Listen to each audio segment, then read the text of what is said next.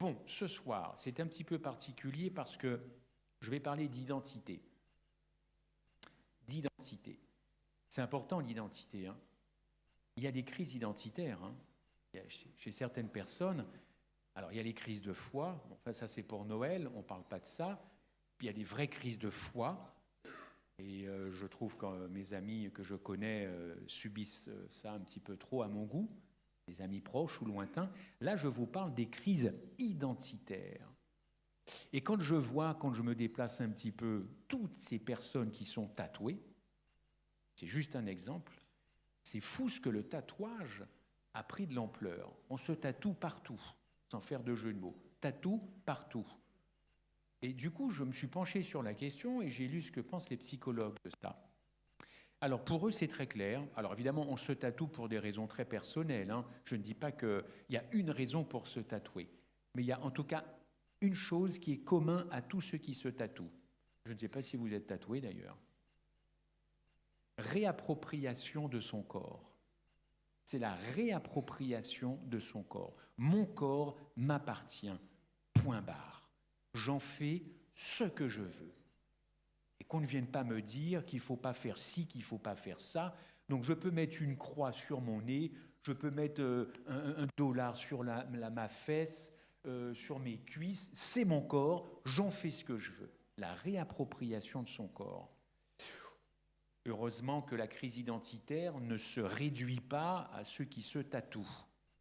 Mais je vais vous parler d'identité, pourquoi? Parce que la Bible en parle. La Bible parle de l'identité.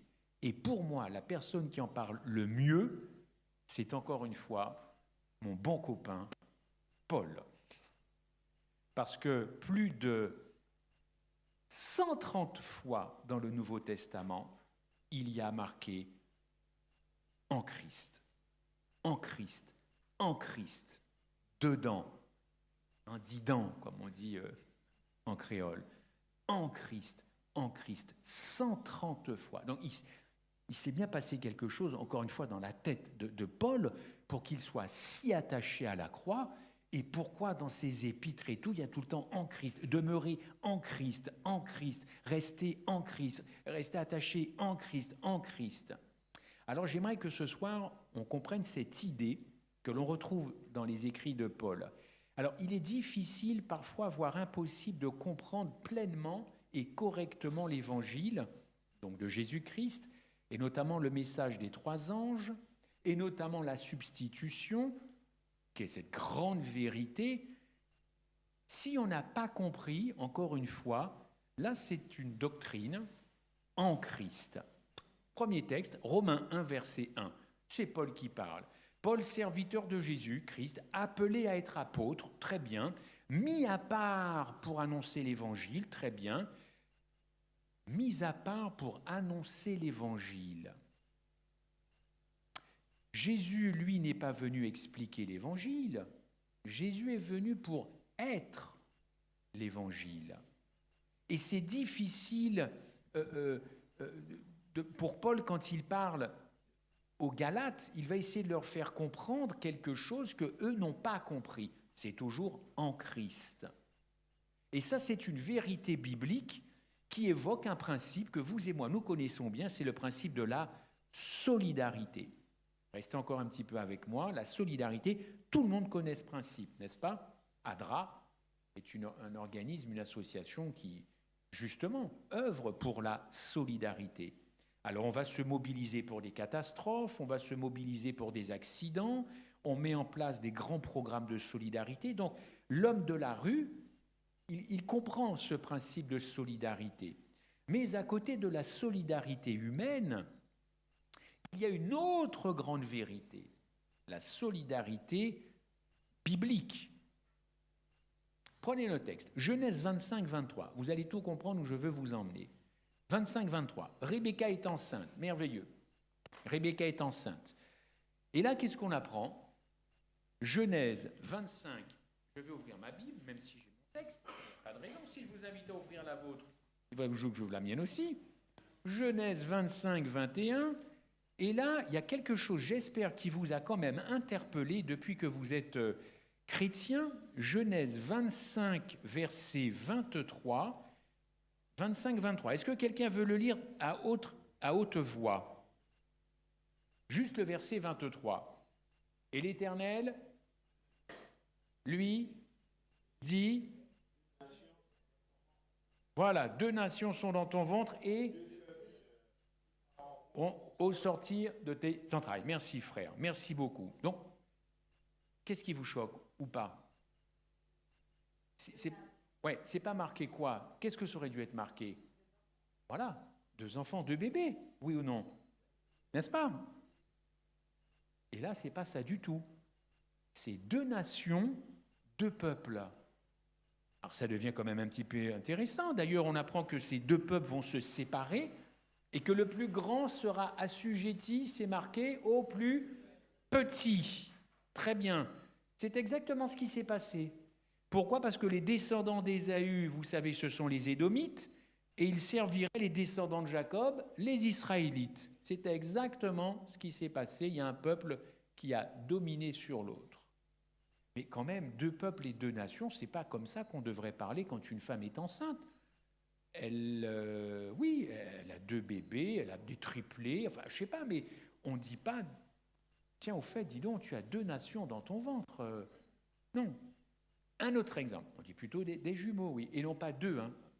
Vous avez remarqué, c'est bon, ça c'est une faute de français que tout le monde connaît. Elle a 2 jumeaux, mais 2, ça fait 4. Donc, et tout le monde fait cette faute. Elle a 2 jumeaux. Elle a des jumeaux. C'est pas la même chose. 4 dans un ventre, ça doit être un peu... Bon, à la fin de la journée, il faut y aller. Hein. Bon. Autre exemple. Hébreux 5. Hébreux 5 présente Jésus-Christ en tant que grand prêtre. Paul s'adresse à des chrétiens juifs qui sont retournés au judaïsme. Paul essaie de prouver que Jésus, en tant que grand prêtre, vous lirez tout le chapitre 5, est supérieur à la prêtrise lévitique.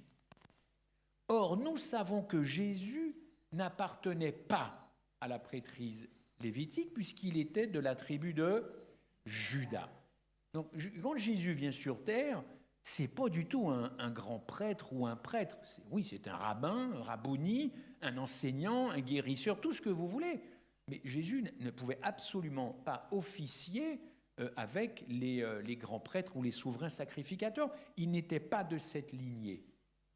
D'ailleurs, c'est encore Paul qui le dit en Hébreux 8, verset 4. On va le regarder ensemble.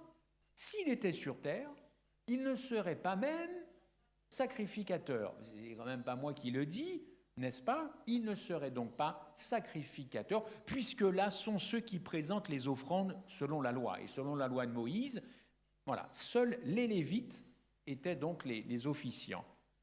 Ensuite, autre texte, Hébreux 6, 20. On va travailler un petit peu et vous allez comprendre le fond de ma pensée. Hébreux 6, 20 nous dit que Jésus a été fait souverain sacrificateur selon l'ordre de Melchisédek.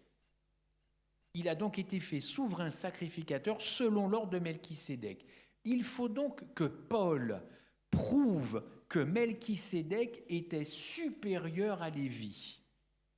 Paul va donc utiliser, pour prouver ça, le principe de la... Pas tout à fait ça, quelque chose qui est biblique, qui vient de l'Ancien Testament, que nous pratiquons la dîme. Il va se servir de la dîme pour prouver encore une fois que Melchisédek était supérieur à Lévi. Melchisédek, roi de Salem, brève apparition dans la Bible. Je n'ai pas fait de grosses recherches, mais après, on le perd de vue, Melchisédek. On ne le voit pas tellement. Alors, en résumé, on a 2 prêtres, pour faire court, Lévi, classique, il n'y a pas de souci, institué tout ça, boum, et Melchisédek. Et nous savons que Melchisédek n'a jamais payé la dîme à Lévi. Jamais. Mais Lévi a-t-il payé la dîme à Melchisédek? Voilà, très bien. Oui, car le texte biblique dit qu'il était en Abraham. N'est-ce pas? Hébreux 7, verset 9, Hébreux 7, 9. De plus, Lévi qui perçoit la dîme l'a payée par Abraham, car il était encore dans les reins de son père lorsque Melchisédek alla au-devant d'Abraham. De plus, Lévi qui perçoit la dîme l'a payée, pour ainsi dire, à Melchisédek par Abraham. Mais Lévi n'a jamais rencontré Melchisédek, ce n'est pas du tout la même époque. Et pourtant, il a rendu la dîme à Melchisédek. Pourquoi ? Parce que c'est son arrière-grand-père Abraham qui a rencontré Melchisédek. Et donc Lévi était dans les reins d'Abraham pour rendre la dîme à ce roi de Salem. Lévi était le fils de Jacob et Jacob le fils d'Isaac. Lévi n'était pas encore né quand son arrière-grand-père Abraham a donc rencontré Melchisédek. Lévi n'était même pas encore né quand vivait Melchisédek. Où était Lévi ? Je vais me répéter, mais c'est pour qu'on comprenne bien. Dans les reins d'Abraham. Lévi était donc en Abraham, et c'est pour ça qu'il a participé au paiement de la dîme. Je ne sais pas si ça se dit payer sa dîme, on devrait dire plutôt rendre sa dîme. Ça, c'est le principe de solidarité. Très bien. Autre exemple, Genèse 2,7. Pardonnez-moi, Genèse 2,7. Ça, c'est très important. Et là, vous allez comprendre, on va rentrer dans le vif du sujet, on va parler d'Adam. Genèse 2,7. Dieu, souffla dans ses narines un souffle de vie. C'est ce que vous avez tous et toutes dans vos versions. Il souffla un souffle de vie, n'est-ce pas ? C'est marqué de vie. Sauf que l'original hébraïque ne dit pas un souffle de vie, mais un souffle des vies. Ah, donc, en Adam, il n'y a pas que Adam. Il y a donc quelque chose de plus en Adam, un souffle des vies. Bon, très bien. Ce n'est pas l'original hébraïque, c'est l'original grec. Non, hébraïque, pardon.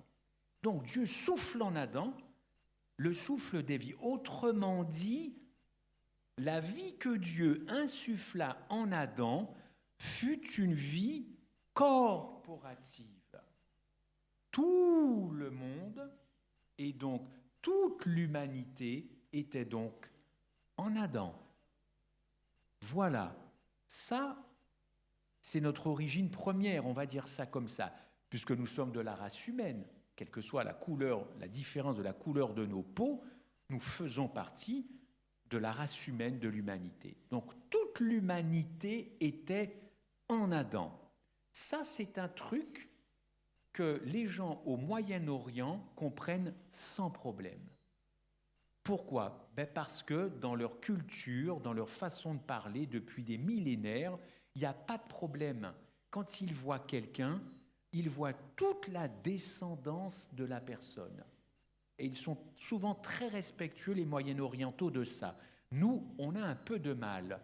On veut bien voir en une personne ses parents, éventuellement les grands-parents, et puis aller leur dire qu'il y a toute la descendance là-dedans, on n'est pas habitué à ce principe-là. Or, les gens du Moyen-Orient le sont sans problème. Donc, Dieu a créé tous les hommes en un homme. Ça, il faut que ce soit clair. Bon, très bien. Parlons maintenant de la théorie. Alors, attendez, qu'est-ce que j'ai fait des feuilles ? Elles se sont un peu mélangées.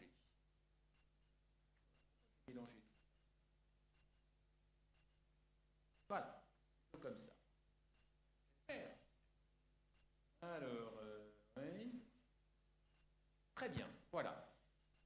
Donc, toute la race humaine était en Adam la création. Lisons un texte, Romains 5, 12. Je gagne un petit peu de temps, si vous permettez. Comme par un seul homme, et c'est un verset que nous avons déjà étudié. C'est vraiment des versets très simples. Hein. L'étude de ce soir est très simple, mais vous allez voir les implications que ça a. Romains 5, 12. Comme par un seul homme le péché est entré dans le monde, Adam, et par le péché, la mort, ainsi la mort s'est étendue sur tous les hommes. Parce que Paul nous dit, parce que tous ont péché. C'est très très clair. Et on retrouve toujours cette idée en Christ ou en Adam, chez Paul, en Christ, en Adam. Car puisque la mort est venue par un homme, bon, vous pourrez continuer ce verset à la maison, on peut quand même le lire, et comme tous meurent en Adam, 1 Corinthiens 15, 20, tous meurent en Adam, de même ainsi tous revivront en Christ. 1 Corinthiens 15, verset 20, tous revivront en Christ. Oh là là! On est donc tous morts en Adam, donc toute l'humanité, ça vous l'avez compris. Mais Paul est en train de nous dire que quand Christ ressuscite, c'est toute l'humanité qui ressuscite. C'est ça, il faut être logique. Hein. Donc toute l'humanité, c'est blanc, jaune, marron, vert, bouddhiste, catholique, c'est martien, c'est toute l'humanité. Les croyants, c'est bien ça, hein, dites-moi, les incroyants, les athées. D'accord, d'accord. Si Satan a réussi à ruiner toute la race humaine avec son péché, il faut maintenant conclure logiquement que Jésus-Christ a sauvé toute la race humaine.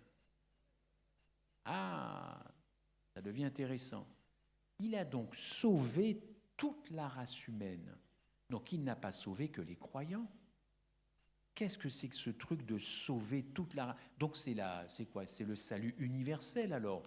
Tout le monde il est beau, tout le monde il est gentil, et le frère Michel est en train de nous dire que toute l'humanité est sauvée, donc toute l'humanité ira au ciel. Non, c'est pas ce que je dis. Mais gardez à l'esprit que toute l'humanité ressuscite quand Christ sort du tombeau.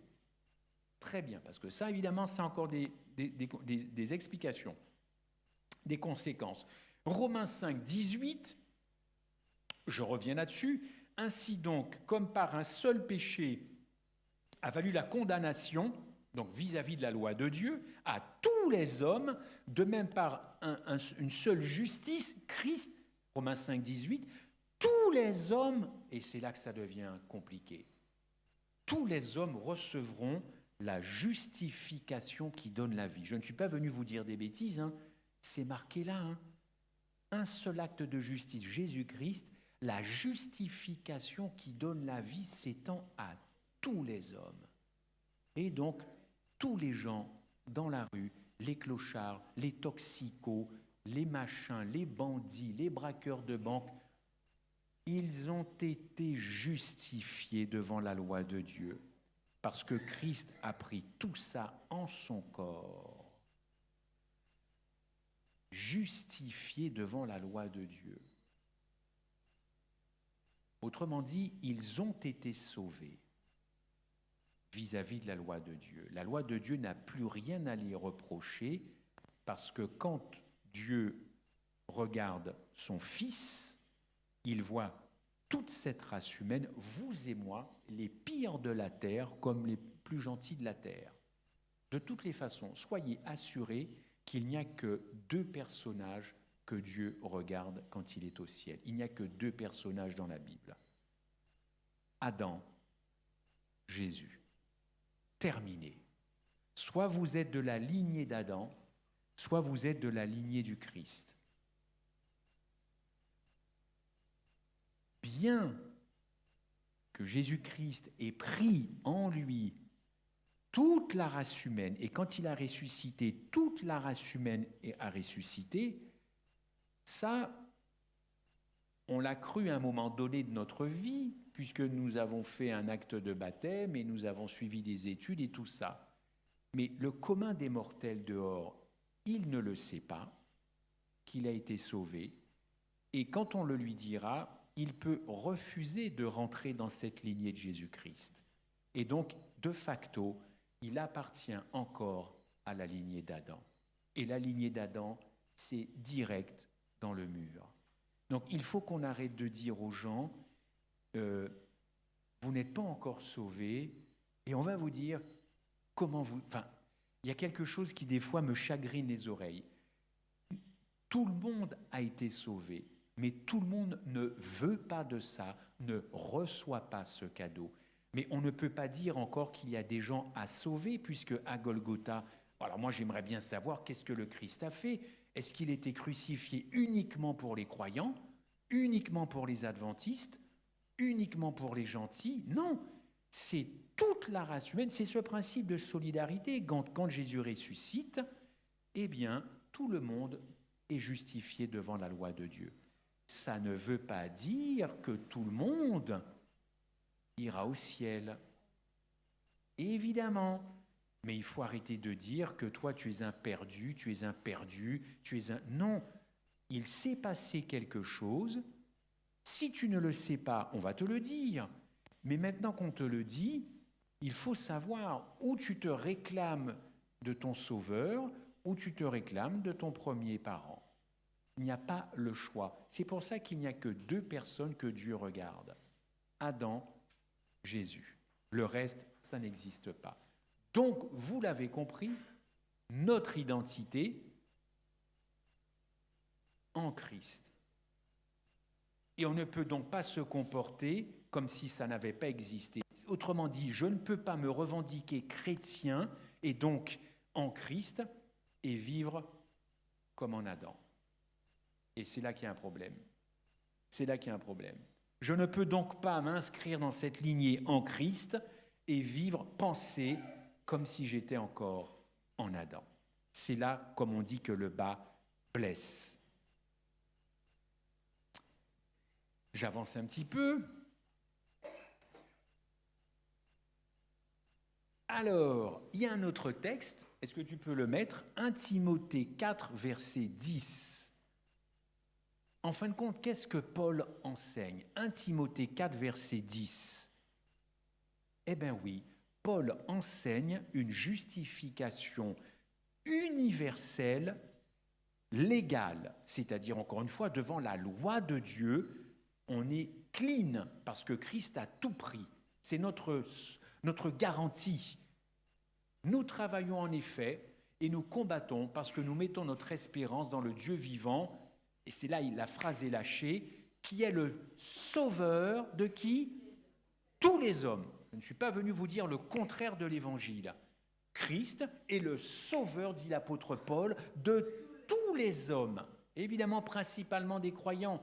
Mais Dieu, Jésus à la croix, n'a pas fait un tri parmi les personnes qu'il serait venu sauver. Pas du tout. Tout le monde au bois, tout le monde ressort, je suis clean devant la loi. Mais est-ce que ça fait de moi quelqu'un qui va recevoir l'évangile, vivre une vie sanctifiée et ensuite jouir d'une éternité avec le Christ? Non, car il y a des gens qui ne croient pas à ça, et quand on leur dira ça, probablement qu'ils n'en voudront pas. Tout est une question de crédulité. Crédulité. Si je ne me retrouve pas au ciel, ce n'est pas parce que j'ai été le plus grand des pécheurs, c'est parce que j'ai voulu rester dans ma nature pécheresse et que j'ai refusé ce cadeau. Donc les pires dictateurs, les pires criminels, ils ont le droit au ciel aussi, mais leur vie a montré qu'ils ne voulaient pas de ça. On avance. Donc le sauveur de tous les hommes. Alors, un texte encore très très très bon, 1 Corinthiens 15, cette fois-ci le verset 21 et 22. 1 Corinthiens 15, 21 et 22. Voilà, c'est aussi par un homme qu'est venue la résurrection des morts. Tous sont morts en Adam, tous revivront en Christ. C'est encore ce principe de solidarité. Il y a d'autres textes, je ne vais pas tous vous les donner ce soir, mais je peux vous affirmer, au nom de l'Évangile, que le monde entier a été réconcilié avec Dieu. Faut-il encore que nous puissions le leur dire, et aussi, c'est vrai, avoir une vie en adéquation avec nos convictions. Rappelez-vous cette fameuse phrase de Gandhi, qui a dit « Mais moi, je ne veux jamais devenir chrétien parce que je n'ai jamais rencontré un chrétien qui vit selon son Christ. » Terrible phrase de cet homme, Gandhi. Non, Dieu n'est pas fâché avec l'homme, c'est l'homme qui reste fâché avec Dieu. Dieu dit à l'homme, il pourrait dire ça ce soir, cesse ta fuite, et vous qui nous regardez, Peut-être que parmi ceux qui sont sur le YouTube le soir ou qui réécoutent en replay, il y a peut-être parmi vous, il y a de la résistance, je m'adresse à vous, peut-être que vous résistez, peut-être que vous fuyez. Il faut à un moment donné que ça s'arrête. Et le Christ de nous dire, mais moi je t'ai pardonné, reçois mon fils. Ce serait plutôt dur, reçois mon fils, reçois tout ce qui a été fait. Tu n'as rien à faire si ce n'est de croire. Et ensuite, je vais t'accompagner. Et ensuite, je vais t'accompagner. Crois, crois, c'est le leitmotiv de Jean. Crois, crois. C'est l'incrédulité qui nous plombe. On ne croit plus à grand-chose. Le monde ne croit plus à grand-chose. Et quand on ne croit plus à grand-chose, et même quand on est versé dans l'Évangile, il se peut que les gens aient mal compris et se mettent à revendiquer. Revendiquer, revendiquer.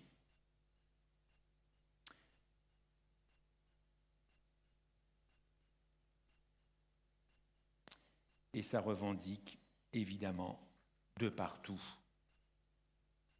Il n'y a plus ni juifs, ni grecs. Alors on pousse un peu le bouchon, ni blanc, ni noir. Eh oui, c'est le cri qui te fait... Eh oui, et pourtant, on a bien une couleur à notre peau. On est d'accord? Et si vous allez du côté de l'Asie, les yeux sont bridés. Vous savez, les Asiatiques, je suis allé en Mongolie. J'ai eu ce plaisir d'aller dans une campagne d'évangélisation en Mongolie.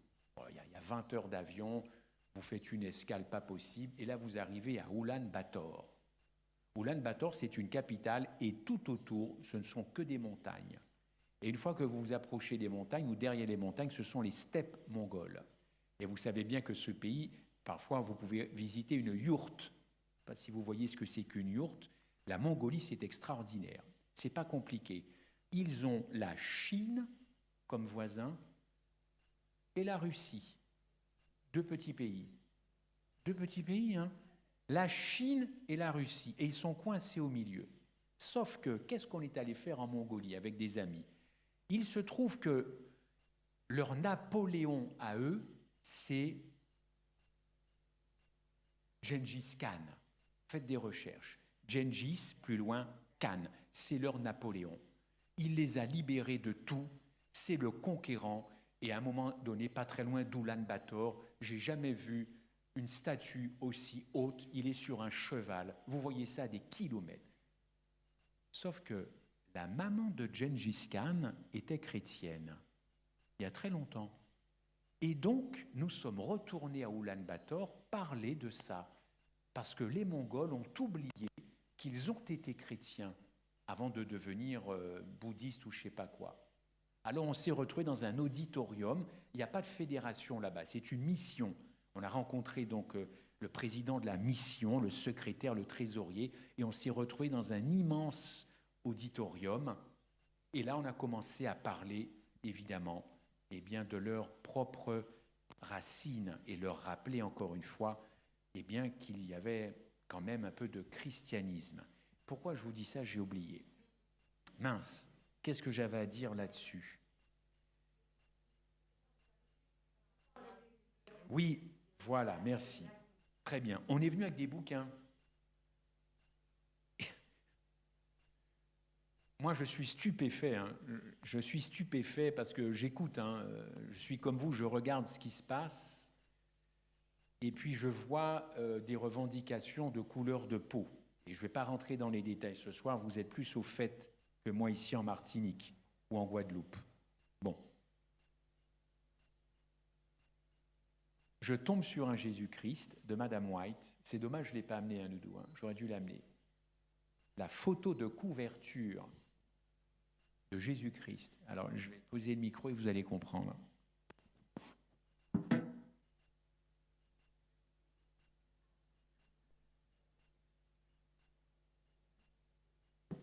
Jésus-Christ, pour les Mongols, a les yeux bridés.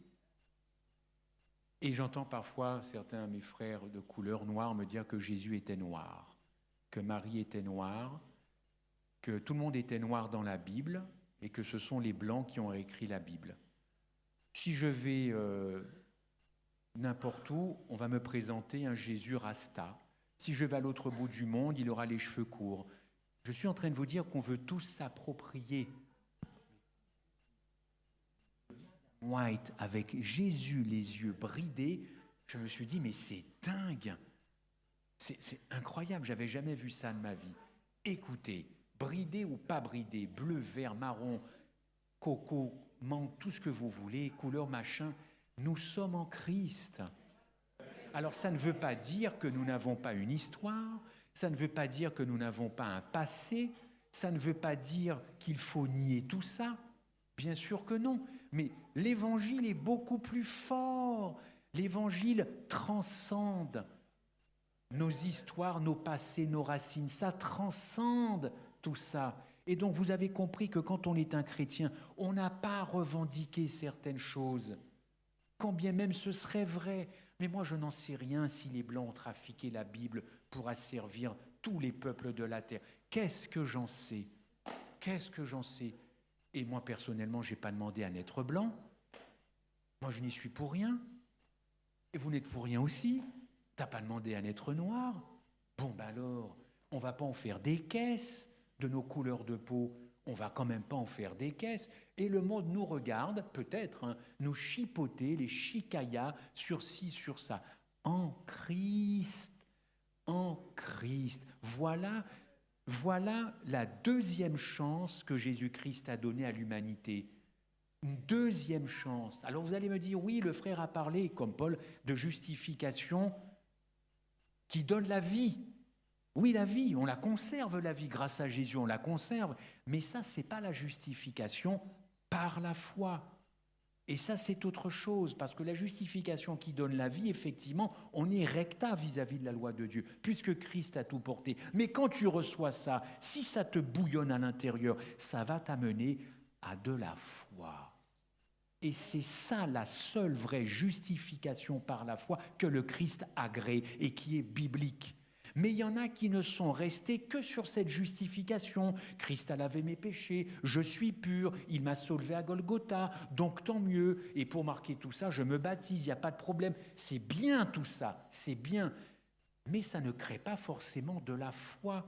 Le cœur n'est pas forcément touché. C'est parfois très intellectuel tout ça. On peut suivre papa, on peut suivre maman. Mais le cœur, justification par la foi. On passe d'une justification qui donne la vie, c'est là, on a compris, mais l'évangile, il faut que ça descende. Et nous rencontrons beaucoup d'entre nous, c'est pas descendu. Donc ça reste là. Eh bien, la justification par la foi dont l'apôtre Paul parle, c'est descendu, tellement tu as constaté ce qui s'est passé. Et tu ne peux dire waouh, tout ça pour moi. Tout ça pour moi, malgré ma couleur de peau, de tout, si je suis riche ou pauvre ou délinquant, ou qu'est-ce que...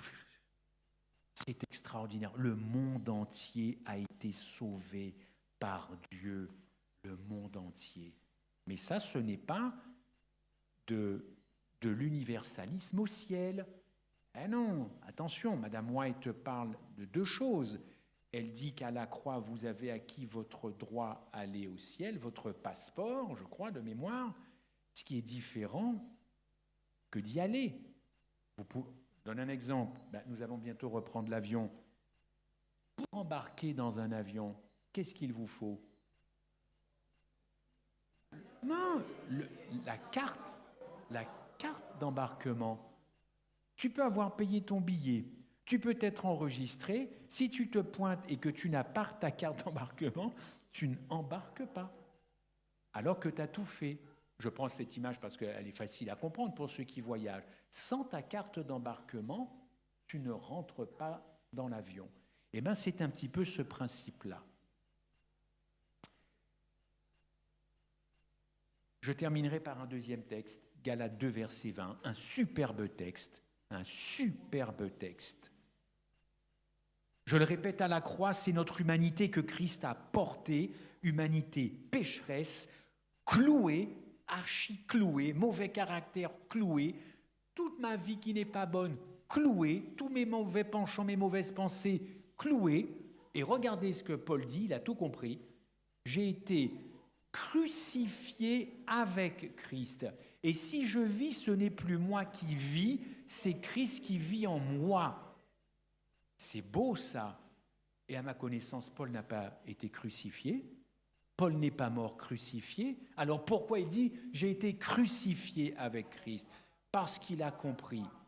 Il a véritablement compris. Et il a pu écrire. Et surtout dire ça d'ailleurs aux Galates. Encore une fois, qui ont été bien instruits. Et puis après, Paul s'en va, Paul revient. Ils sont repartis dans la circoncision, dans le rite. Ils ont même quitté le christianisme pour redevenir des Juifs. J'ai été crucifié avec Christ. Oh, chers amis, puissions-nous comprendre que nous avons une nouvelle identité et qu'on ne peut pas tout le temps se réclamer de l'ancienne identité. Parce que sinon, à quoi ça sert que le Christ ait redonné une chance à l'humanité ? Je le répète, je vous aime beaucoup. Je suis né sur une île à côté. Je connais les souffrances du peuple noir. Je les comprends, je les connais. J'ai grandi comme ça. Mes meilleurs copains, c'était mes copains de collège. Et je me rappelle quand, dans les années 80, il y a un film qui est sorti. Le préfet avait toujours refusé que ce film sorte. C'était Racine. Le préfet en Guadeloupe avait toujours refusé. Et puis sous la pression, il a sorti ce truc. Ça n'a pas raté. Le lendemain matin, je vais au collège du Rézé, on m'appelle Toubab. Et le Toubab, eh ben, ceux qui m'ont défendu, c'était mes petits copains noirs du collège. Ils sont venus voir les autres, ils ont dit « tu ne parles pas comme ça parce que lui, il est d'ici ». Donc, je comprends tout ce qui s'est passé. On ne peut pas nier ça. Mais nous sommes en Christ maintenant. Et ça, c'est la plus belle des revendications, je pense en tout cas. J'espère ne pas vous avoir trop choqué, mais c'est une très belle revendication parce que le christianisme, franchement, il n'y a pas un Dieu comme ça ailleurs. C'est pas possible. Ce n'est pas possible. Avant d'inviter mon épouse à faire une prière ce soir pour changer un peu nos habitudes, je vous rappelle que le meilleur reste à venir. Vous avez tenu jusqu'ici, bravo, chapeau. Vendredi soir, nous parlerons d'une rencontre éblouissante, Nicodème. C'est éblouissant. Je vais essayer de le prendre avec différents angles et vous allez voir, il y a encore plein de choses. Quant à sabbat matin, l'Éternel m'a mis à cœur un sujet très important, très très important. Donc, vous venez, vous restez. Que Dieu vous garde. Amen. Et mon époux, si vous le voulez bien, va se lever pour une courte prière. Et ensuite, on ira faire dodo.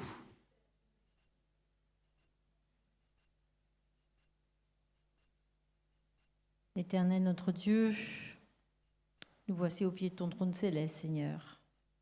C'est le cœur rempli de joie, d'humilité et de reconnaissance que nous venons t'adresser cette prière ce soir.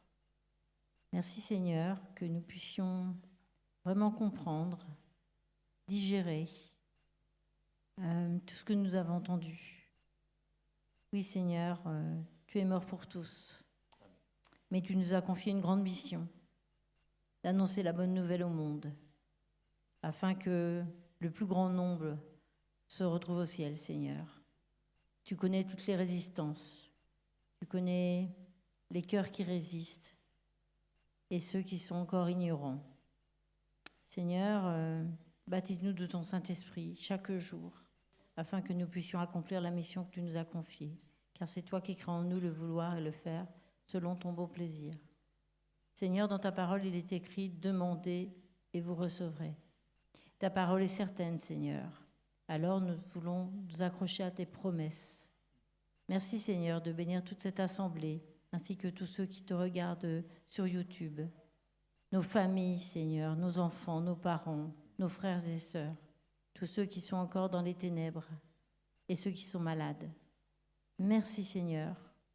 J'ai une pensée pour Alberto, qui est malade, pour Cindy, pour Myriam et pour d'autres. Merci, Seigneur, de les bénir et que nous puissions toujours apporter de la joie parce que c'est écrit aussi dans ta parole, soyez toujours joyeux. C'est ma prière au nom de Jésus. Amen.